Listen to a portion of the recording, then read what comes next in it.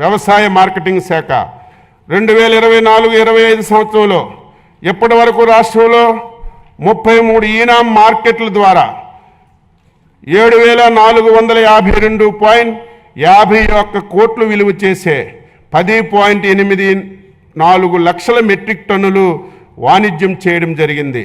రాష్ట్రంలో మొత్తం 124 రైతు బజార్లు ఉన్నాయి. మరో 21 రైతు బజార్లు పనులు వివిధ దశల్లో పురోగతిలో ఉన్నాయి. రాష్ట్రంలో గతంలో నిరుపయోగంగా ఉన్నటువంటి 15 మొబైల్ రైతు బజార్లను కూడా మళ్ళీ ఉపయోగంలోకి తీసుకొచ్చాం. రైతు బజార్ల ఆధునీకరణకు కొత్త మోడల్ ఇంటిగ్రేటెడ్ రైతు బజార్ల కోసం మరియు మార్కెటింగ్ శాఖలో అన్ని కార్యక్రమాలను పారదర్శకతను పెంపొందడానికి ఎండ్-టు-ఎండ్ డిజిటలైజేషన్ కోసం ప్రభుత్వం ప్రతిపాదనలు సమర్పించడమైంది. ధరల నియంత్రణలో భాగంగా మార్కెట్ ఇంటర్వెన్షన్ ద్వారా జూన్ నుంచి అక్టోబర్ వరకు 2024 టమాటా ధరలు పెరిగినప్పుడు వినియోగదారులకు సరసమైనటువంటి ధరలు అందించడానికి రైతు నుంచి 753 మెట్రిక్ టన్నులు సేకరించి రాష్ట్రంలో రైతు బజార్ల ద్వారా అమ్మడం జరిగింది. మార్కెట్ జోక్యాన్ని అందించడానికి ధరల స్థిరీకరణ నిధి ఏర్పాటు కోసం 2025-26 సంవత్సరంలో 300 కోట్లు బడ్జెట్లో ప్రతిపాదించాం. ధరలు పతనమైన సందర్భంలో మిర్చి రైతులను ఆదుకోవడానికి గౌరవ ముఖ్యమంత్రి వర్యులు చేసిన అవిరళ కృషి ఫలించింది. మిర్చి పంటకి మార్కెట్ ఇంటర్వెన్షన్ స్కీమ్ MIS కింద ఒక కింటాకి 11,781.25 రూపాయలు కేంద్ర ప్రభుత్వం నిర్ణయించింది. MIP ద్వారా ధర కంటే మార్కెట్ ధర పతనమైనటువంటి సందర్భంలో వ్యత్యాసాన్ని ధనాన్ని కేంద్ర రాష్ట్ర ప్రభుత్వాలు 50-50 నిష్పత్తిలో రైతులకి చెల్లించాల్సి ఉంటుంది. మిర్చి రైతులను ఆదుకునేందుకు గౌరవ ముఖ్యమంత్రి గారు చేసిన కృషిని ఈ సందర్భంగా ప్రత్యేక ధన్యవాదాలు తెలియజేస్తున్నాను.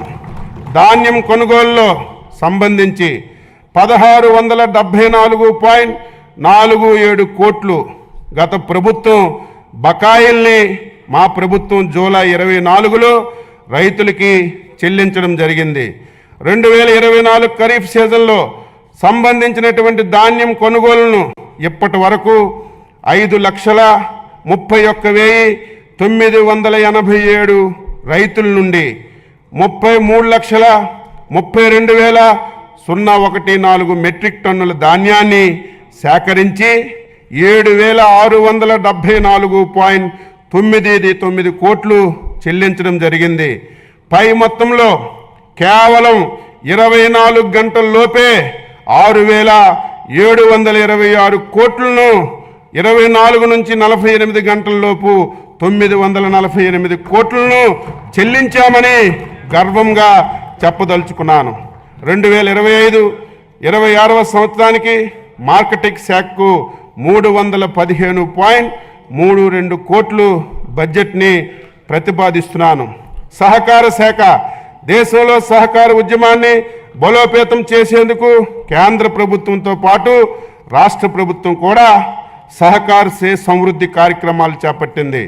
46.22 కోట్లతో 2037 ప్రాథమిక వ్యవసాయ సహకార సంఘాలను బలోపేతం చేయడానికి కేంద్ర ప్రాయోజిత పథకం కింద PACSలను డిజిటలైజ్ చేస్తున్నాం.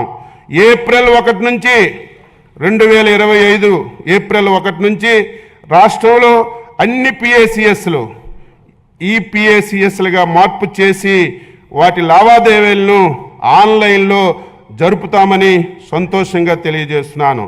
వ్యవసాయ మౌలిక సదుపాయాల నిధి కింద నాబార్డ్ రీఫైనాన్స్ సహాయంతో PACSలను రైతు సేవా కేంద్రాల స్థాయిలో బహుళ ప్రయోజన సౌకర్య కేంద్రాలుగా మారుస్తున్నాం. సమీకృత సహకార అభివృద్ధి ప్రాజెక్టు కింద 15 గోడంలు కార్యాలయ భవనాలను నిర్మించి PACSలను భవనాలుగా ఉపయోగిస్తున్నాం. కేంద్ర ప్రాయోజిత పథకం కింద రాష్ట్రంలో సహకార సంఘాలు రిజిస్ట్రార్ కార్యాలయాలు కంప్యూటీకరణ చేయబడుతున్నాయి. ఐక్యరాజ్య సమితి 2025ని అంతర్జాతీయ సహకార సంవత్సరంగా ప్రకటించింది.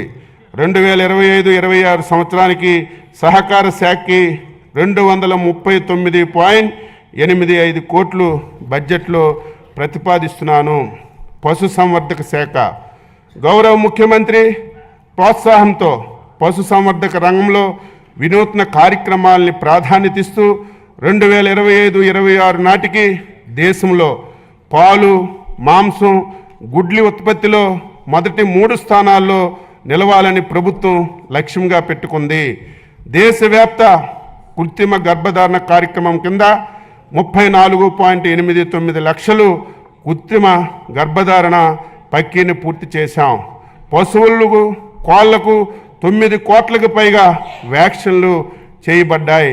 340 మొబైల్ వెటర్నరీ అంబులేటరీ క్లినిక్ల ద్వారా రైతుల ఇంటి వద్ద 6.36 లక్షల పశువులకి చికిత్స అందించాం. 1.34 లక్షల పశు కిసాన్ క్రెడిట్ కార్డుల్ని జారీ చేశాం. MGNREGC కింద 13,376 గోకులాల్ని నిర్మించాం. 1,277 ఎకరాల్లో బహుళ వార్షిక పశుగ్రాస కేంద్రాలను అందుబాటులోకి తెచ్చాం. గోకులం పథకం ద్వారా MGNREGC నిధులతో పశువులకు ఆశ్రయం కల్పించలేని SC, ST, BPL కుటుంబాలకు చెందినటువంటి పశు పోషకులకు 90% రాయితీతో పశువుల షెడ్లు నిర్మాణాన్ని చేపట్టడానికి, 70% రాయితీపై గొర్రెలు, మేకలు, కోళ్లు షెడ్లు నిర్మాణం చేపట్టడానికి, 50,000 గోకులాలు నిర్మించడానికి ప్రతిపాదన